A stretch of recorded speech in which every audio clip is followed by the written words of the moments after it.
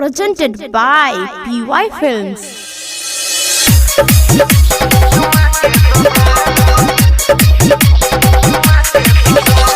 DJ Vikas Makiyagala Sitamarhi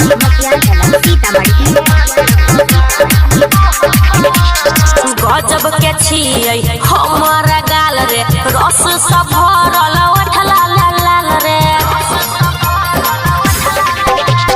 गजब के छियै हमर गाल रे रस सब भरल ओठला लाल लाल रे सब छौरा के मारै छियै हम जान सब छौरा के मारै छियै हम जान खोल ले गे छौड़ी चुम्मा के दुकान लेवे खातिर अइबौगे जान सुबह शाम।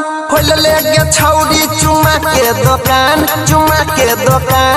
लेवे खातिर अइबौगे जान सुबह शाम।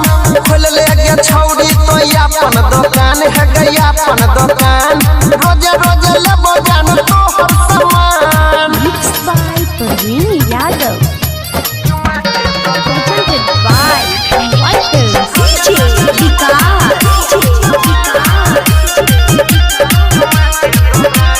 मकियागला सीतामढ़ी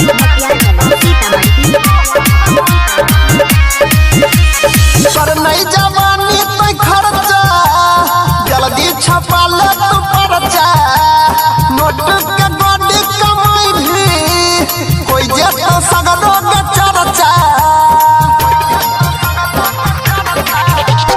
सबके न लगे सटेबै सबके न चुमा देबै जेकरा पर मन हेतै रे ओकरे पर पूरा लुटेबै कथिला होइ छही तू परेशान कथिला होइ छही तू परेशान। खोल ले गे छौड़ी चुम्मा के दुकान लेवे खातिर अइबौगे जान सुबह शाम।